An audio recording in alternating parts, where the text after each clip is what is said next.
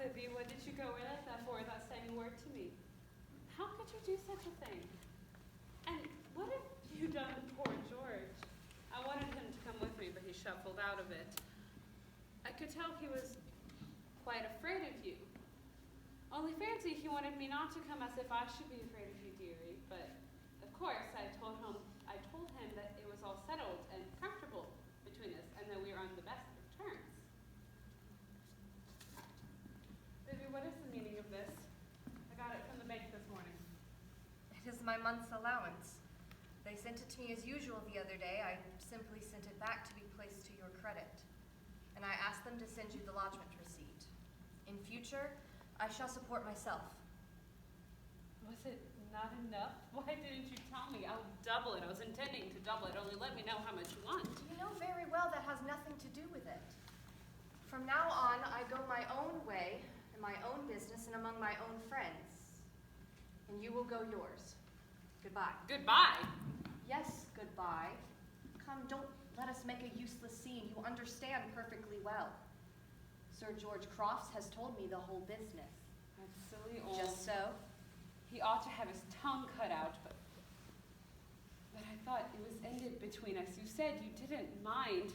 Excuse me, I do mind. But I explained. You explained how it came about. You did not tell me that it is still going on. Vivi, do you know how rich I am? I have no doubt you are very rich. But you don't know what all that means. You're too young. It means a new dress every day. It means theaters and halls every night. It means the pick of all the gentlemen in Europe at your feet. It means a lovely house with plenty of servants. It means the choices of eating and drinking. It means everything you like, everything you want, everything you can think of. And what are you here? A mere drudge, toiling and boiling early and late every day for your bare living and 2 cheap dresses a year? Think over it. You're shocked, I know. I can enter into your feelings and I can tell they do you credit, but trust me, nobody will blame you. You may take my word for that. I know what young girls are, and I know you'll think better of it when you've turned it over in your mind. So that's how it's done, is it? You must have said that to plenty of women to have it down so pat. Vivi, what harm am I asking you to do?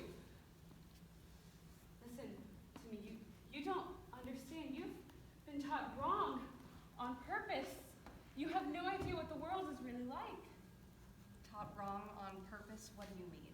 I mean that you are throwing away all of your chances for nothing.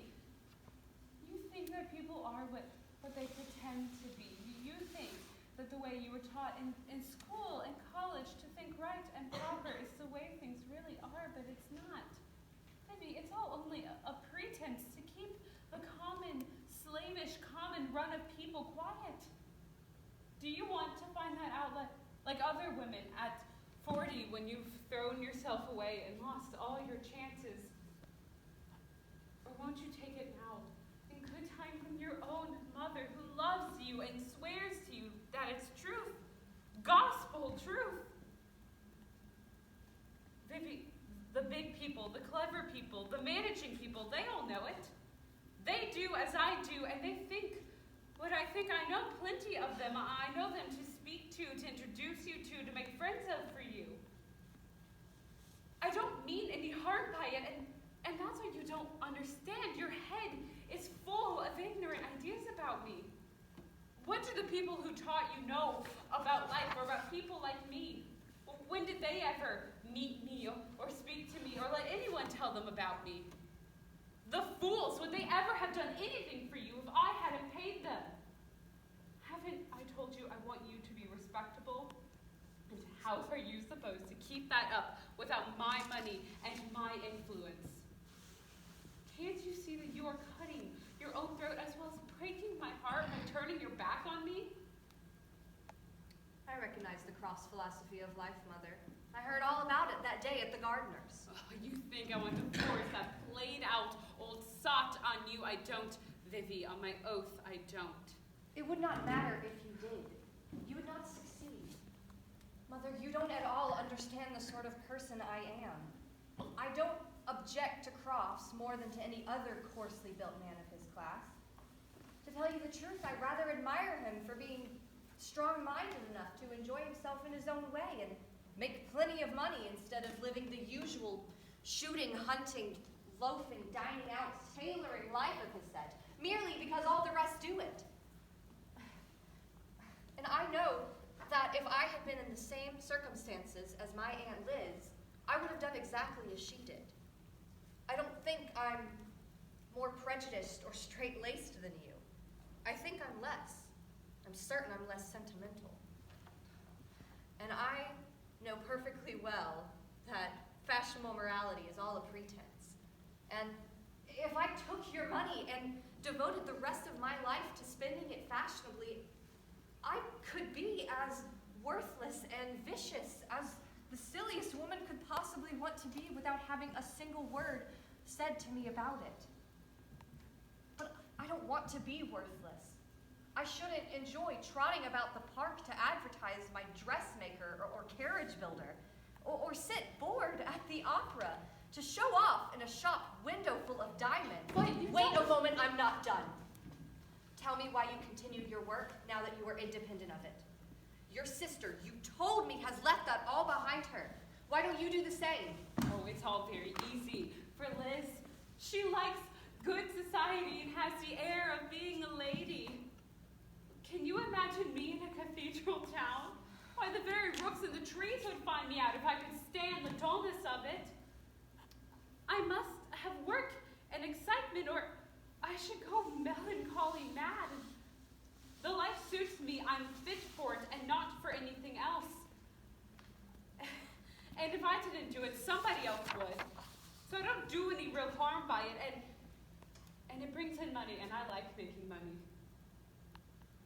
No, it's no use. I can't give it up, not for anybody, but what need you know about it? I'll never mention it, I won't trouble you much. You'll be quit of me altogether when I die. No. I am my mother's daughter. I am like you. I must work, and I must make more money than I spend. But my work is not your work, and my way is not your way. That is why we must part. It will not make much difference to us. Instead of meeting one another for perhaps a few months and 20 years, we shall never meet. That's all.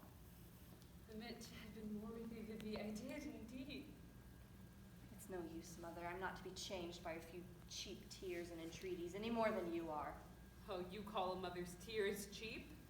They cost you nothing, and you ask for the peace and quietness of my entire existence in exchange for them. What could my company possibly be to you if you could get it? What do we two have in common that would make either of us happy together? We're mother and daughter. I want my daughter. I've a right to you. Who is to care for me when I'm old? Plenty of girls have taken to me like daughters, and they cried at leaving me, but I let them all go because I had you to look forward to. I kept myself lonely for you. You have no right to turn your back on me now and refuse to do your duty as a daughter. Oh, my duty as a daughter. Oh, I thought we should come to that presently. Now, once and for all, Mother, you want a daughter and Frank wants a wife. I don't want a mother, and I don't want a husband. I've spared neither myself nor Frank in sending him about his business. Do you think I will spare you? Oh, I know the sort you are. No mercy for herself or anyone else. I know. My experience has done that for me anyhow. I can tell the pious, canting, hard, selfish woman when I meet her. Well, keep yourself to yourself. I don't want you. But you listen to this. Do you know what I would do with you if you were a baby again? Aye, as sure as there's a heaven above us. Strangle me, perhaps? No, I bring you up to be a real daughter to me, and not what you are now with your pride and your prejudice and your college education that you stole from me. Yes, stole, deny if you can. What was it but stealing? I'd bring you up in my own house, I would. In one of your own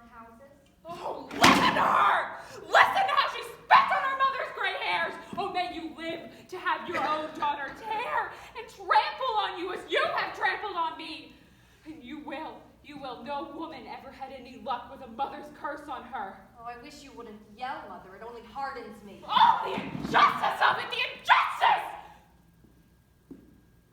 I always wanted to be a good woman. I tried honest work, and I was slave-driven until I cursed the day I ever heard of honest work. I was a good mother, and because I raised my daughter to be a good woman, she turns me out as if I were a leper. Well, so help me heaven in my last hour, I will do wrong, and nothing but wrong, and I'll prosper on it.